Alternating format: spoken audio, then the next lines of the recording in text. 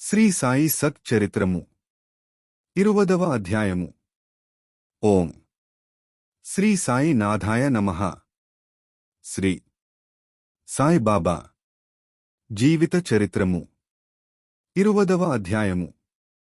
కాకా నౌకరిపిల్ల ద్వారా దాసుగను సమస్య పరిష్కరించుట. ఈ అధ్యాయములో దాసుగను సమస్య కాకాసాహెబు పనిపిల్ల ఎట్లు పరిష్కరించెనో హెమడ్ పంతు చెప్పెను. ప్రస్తావన. మౌలికముగా సాయి నిరాకారుడు. భక్తుల కొరకాకారమును ధరించెను. ఈ మహాజగన్నాటకమునందు మాయయను నటి సాయముతో వారు నటుని పాత్ర ధరించిరి. సాయిని స్మరించి ధ్యానింతుముగాక. షిరిడీకి పోయి యచ్చటి మధ్యాహ్నహారతి పిమ్మట జరుగు కార్యక్రమమును జాగ్రత్తగా గమనింతుము. హారతి అయిన పిమ్మట సాయి మసీదు బయటకు వచ్చి గోడప్రక్కన నిలిచి ప్రేమతోనూ దయతోనూ భక్తులకు ఊదీ ప్రసాదమును పంచిపెట్టుచుండెను. భక్తులు కూడా సమానమైన ఉత్సాహముతో వారి సమక్షమున నిలిచి పాదములకు నమస్కరించి బాబా వైపు చూచుచూ ఊదీ ప్రసాదపు జల్లులనుభవించుచుండిరి. బాబా భక్తుల చేతులలో పిడికిళ్లతో ఊదీ పోయిచు వారి నుదుటపై తమ చేతులతో ఊదీ బొట్టు పెట్టుచుండిరి. వారి హృదయమున భక్తుల ఎడ అమితమైన ప్రేమ. బాబా భక్తుల నీ క్రింది విధముగా పలుకరించుచుండెను. అన్నా, మధ్యాహ్న భోజనమునకు పొమ్ము బాబా. నీ బసకు పో బాపు, భోజనము చేయుము. ఈ విధముగా ప్రతి భక్తుని పలకరించి ఇంటికి సాగనంపుచుండెను.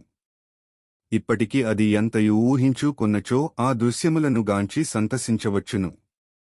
వానిని భావనకు తెచ్చుకుని యానందించవచ్చును. మనోదృశ్యమున సాయిని నిల్పి వారిని ఆపాదమస్తకము ధ్యానింతుము. వారి పాదములపై బడి సగౌరవముగ ప్రేమతోనూ వినయముగ సాష్టాంగ నమస్కారం మొనర్చుచూ ఈ అధ్యాయములోని కథను చెప్పెదము. ఈశావాస్యోపనిషత్తు. ఒకప్పుడు దాసుగను ఈశావాస్యోపనిషత్తుపై మరాఠీ భాషలో వ్యాఖ్య వ్రాయుటకు మొదలెడెను. మొట్టమొదట ఈ ఉపనిషత్తు గూర్చి క్లుప్తముగా చెప్పెదము. వేద సంహితలోని మంత్రములు గలుగుటచే దానిని మంత్రోపనిషత్తు అని ఎందురు. దానిలో యజుర్వేదములోని 40వ అధ్యాయమగు వాజసనేయ సంహిత యుండుటచే దానికి వాజసనేయ సంహితోపనిషత్తని కూడా పేరు. వైదిక సంహితలుండుటచే దీని నితర ఉపనిషత్తులన్నిటిలో పెద్దదియగు బృహదారణ్యకోపనిషత్తు ఈశావాస్యోపనిషత్తు పై వ్యాఖ్యని పండితుడగు సాత్వలేకర్ గారు భావించుచున్నారు. ప్రొఫెసరు రానడగా రిట్లనుచున్నారు. ఈశావాస్యోపనిషత్తు మిక్కిలి చిన్నదైనప్పటికీ దానిలో అంతర్దృష్టిని కలిగించు అనేకాంశములున్నవి. 18 శ్లోకములలో ఆత్మగూర్చి విలువైన యపురూపమగు వర్ణన, అనేకాకర్షణలకు దుఃఖములకు తట్టుకును స్థైర్యముగల ఆదర్శ యోగీశ్వరుని వర్ణన ఇందున్నవి. తరువాతి కాలమున సూత్రీకరింపబడిన కర్మయోగ సిద్ధాంతముల ప్రతిబింబమే యుపనిషత్తు. తుదకు జ్ఞానమునకు కర్మలకు సమన్వయముగనున సంగతులు చెప్పబడినవి. ఈ ఉపనిషత్తులోని సారాంశమేమన జ్ఞానమార్గమును కర్మయోగమును సమన్వయము చేసి చెప్పుట. ఇంకొక చోట వారిట్లనిరి. ఈశావాస్యోపనిషత్తులోని కవిత్వము నీతి, నిగూఢతత్వము, వేదాంతముల మిశ్రమము. పైవర్ణము బట్టి ఈ ఉపనిషత్తు మరాఠీ భాషలోనికి అనువాదము చేయుట ఎంత కష్టమో గమనించవచ్చును. దాసుగను దీనిని మరాఠీ ఓవి ఛందములో వ్రాసెను. దానిలోని సారాంశమును గ్రహించలేకుండుటచే వ్రాసిన దానితో నతడు తృప్తి చెందలేదు. కొందరు పండితుల నడిగెను. వారితో చర్చించెను. కాని వారు సరియైన సమాధానమియ్యకుండిరి. కావున దాసుగను కొంతవరకు వికలమనస్కు డయ్యెను. సద్గురువే బోధించుటకు యోగ్యత, సమర్థత గలవారు. ఈ ఉపనిషత్తు వేదముల యొక్క సారాంశము. ఇది యాత్మ సాక్షాత్కారమునకు సంబంధించిన శాస్త్రము. ఇది జనన మరణములనే బంధములను తెగగొట్టు ఆయుధము లేదా కత్తి. ఇది మనకు మోక్షమును ప్రసాదించును. కనుక నెవరైతే యాత్మ సాక్షాత్కారము పొందియున్నారో ఎట్టివారే ఈ ఉపనిషత్తులోని అసలు సంగతులు చెప్పగలరని అతడు భావించెను. ఎవరునూ దీనికి తగిన సమాధానము నివ్వనప్పుడు దాసుగను సాయిబాబా సలహా పొంద నిశ్చయించుకునెను. అవకాశము దొరికినప్పుడు షిరిడీకి పోయి సాయిబాబాను కలిసి వారి పాదములకు నమస్కరించి ఈశావాస్యోపనిషత్తులోని కష్టముల చెప్పి సరియైన యర్థము చెప్పుమని వారిని వేడుకునెను. సాయిబాబా యాశీర్వదించి ఇట్లనెను, నీవు తొందరపడవద్దు. ఆ విషయములో నెట్టి కష్టము లేదు.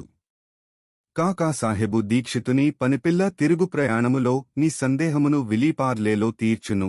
అప్పుడక్కడనున్నవారు దీనిని విని బాబా తమాషా చేయుచున్నారని యనుకొనిరి. భాషాజ్ఞానము లేని పనిపిల్ల ఈ విషయమెట్లు చెప్పగలదనిరి. కాని దాసుగను ఇట్లనుకొనలేదు. బాబా పలుకులు బ్రహ్మవాక్కులనుకొనెను.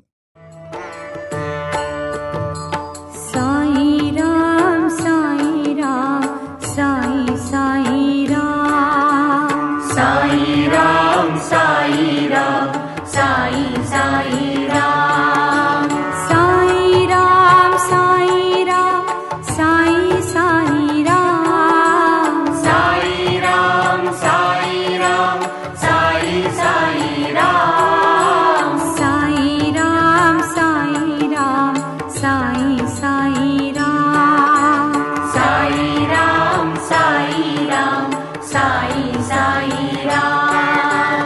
కాకా యొక్క పనిపిల్ల బాబా మాటలందు పూర్తి విశ్వాసముంచి దాసుగను షిరిడీ విడిచి విలీపార్లే చేరి కాకాసాహెబు దీక్షితు ఇంటిలో బసచేసెను.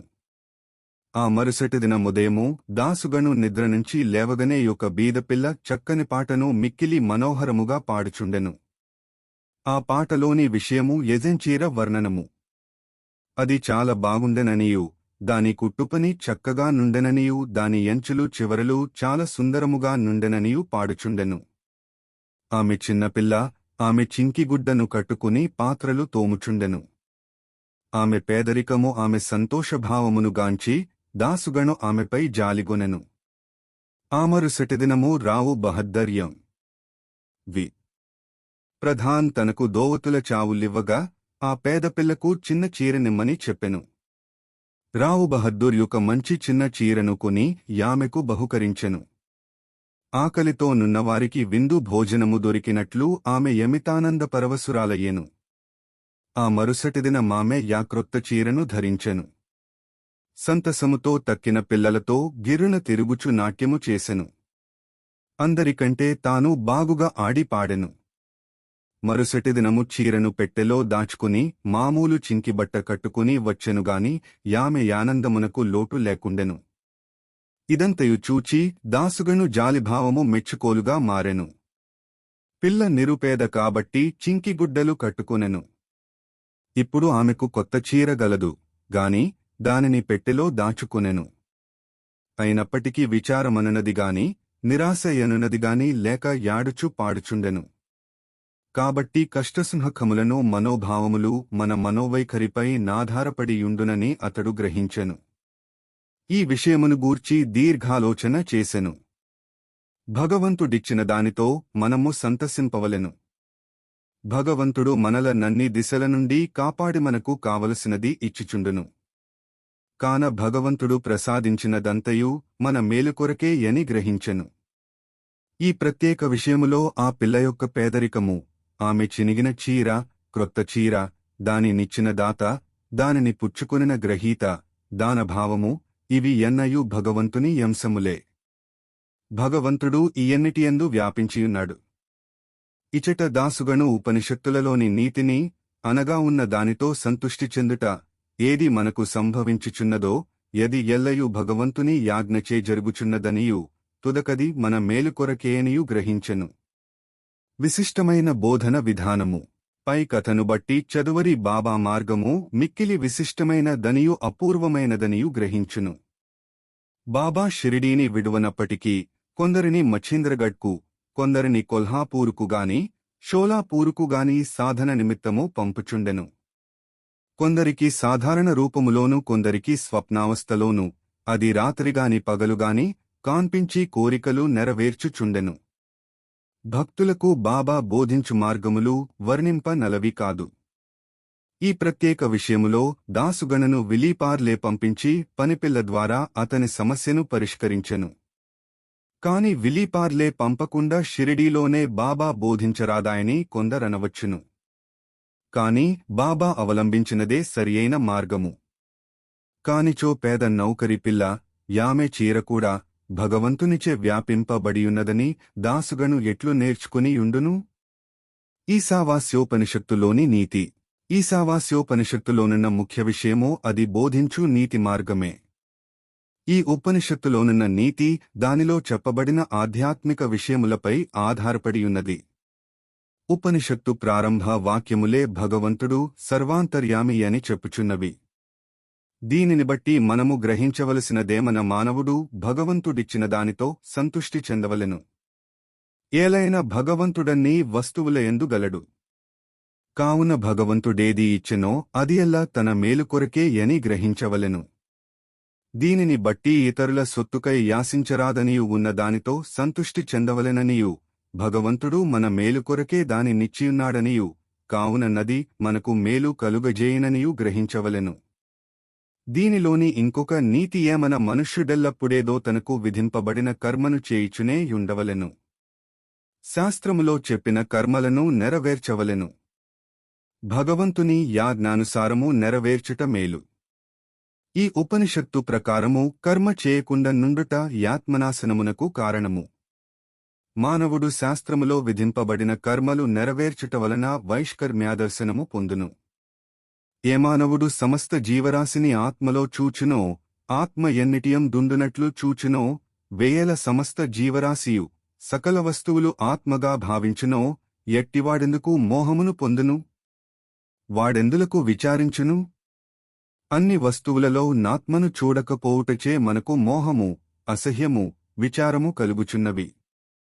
ఎవడైతే సకల వస్తుకోటిని ఒక్కటిగా భావించునో, ఎవనికైతే సమస్తమాత్మయగునో, వానికి మానవులు పడు సామాన్య బాధలతో సంబంధము లేదు. అనగా నతడు కష్టములకు మార్పు చెందడు. ఓం నమో శ్రీ సాయినాథాయ నమః. శాంత్యః శాంత్యః శాంత్యః. 20వ అధ్యాయము సంపూర్ణము. సద్గురు శ్రీ సాయినాథార్పణమస్తు. శుభం భవతు. సాయి రామ్ సాయి రామ్ సాయి సాయి